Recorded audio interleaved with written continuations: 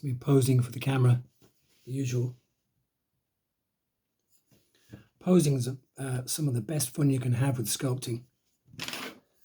And it's worth taking time to get that right in the armature long before you get to any clay. Making things move and seem alive when you're actually creating a static object, if it's not for an animatronic or a prosthetic, but a piece of sculpture has to exist in its own right. It's always a great challenge to bring it to life.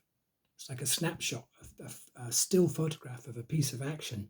How can you make this static item look like it's in the middle of a movement, in an action, in a world, in a part of a story? Well, maquettes that are just standing straight up and down, I mean, you can still stand with attitude. I mean, look at this chap. He's not moving, but he's still standing with attitude. He's not a stick. He's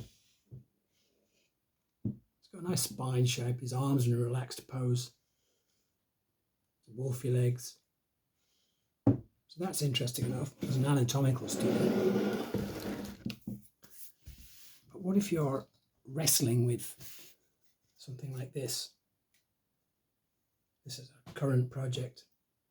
You can see I want all of the movement in this mermaid to be happening about now in the wireframe. And I love that challenge. And, you know, in the middle of it, take a tea break, stand back, walk away from it, come back, and you'll find every little tweak that you make, a little raise of the arm, a little movement of the head, the curves, always changing these curves through the body makes a difference to the amount of movement you have, the quality of movement that you have. This was a fun project. Hippogriff diving.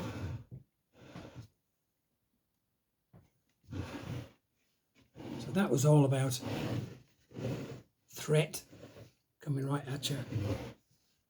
Claws open, chest and body arched in tension, shoulders raised, not just relaxed like this, but attack. I'm about to hit, I'm about to strike you. Wings and all the lines going through. Try not to create any shapes that slow down the movement. Ignoring this, because it was a training exercise, I managed to get a real speed through this. It really feels like it's rushing to the target. But there's one thing I left that still is slowing it up. So you have all these lines going this way, taking great care of that. But the front of the wing cuts across that in a right angle. And if you do that, you'll stall your piece. And that at the moment is slowing it right down. If I create a nice shape, sharp on the front, the wings then will contribute to the speed and stop slowing it down. It's also a fact that every time you have something that go level to the ground and a horizontal, like an arm, it stops the movement as well. So you have to watch out for things like that. Stalling your movements. It's outrageous. So tweaking, it's coming back to it. Sitting, tweaking, moving a little bit, changing the angles, looking at it from different directions. Take time with that, because every little tweak that you do makes a big difference. This was a fun one. An old project that didn't happen. Noah's Ark. The animals are fighting. You can see that the lion is starting a fight with the bear. And he's attacking. You can see that he's the troublemaker. And all that lunging tension is coming in from the side, so he hasn't even done a full frontal attack. So there's something a bit cowardly in setting off to attack the bear like so. The bear, caught off guard, is on the back foot. He's raising his arm. There's an expression of, what the hell are you doing? raising his arm defensively, off balance. But this arm, he's bunching his fist. And he's going to send the lion flying, isn't he? Little story there. And of course, the owl there is saying, no, no, you mustn't fight. Although if we ask Martin, he's saying something else. So there's a little story.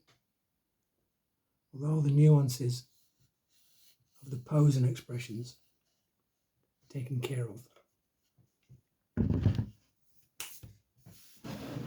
So I always go back and have another thought about sculptures. And I think, oh, there's something more I could have done there to improve it. One more little thing about the movement. Here's a lovely thing we did from Martin's class. Exciting warrior. And this was just a teaching exercise, so I won't be too critical of it. Turned out quite nice. But then I'm thinking, the face is very calm and it should be snarling and roaring if he's hitting someone with an axe, striking like this. But later on I thought, it actually adds character, because if his face is so calm in the middle of a stroke of an axe, in the middle of a fight with his opponent, then he's got, nerves of steel, and he's very calm, and he's skilled at what he does, and he's deadly. So that face doesn't sabotage it. In fact, it adds a layer of character. All these things are fun to take care of and worth considering in detail, especially those little tweaks to the poses. If you'd like to know more, get in touch.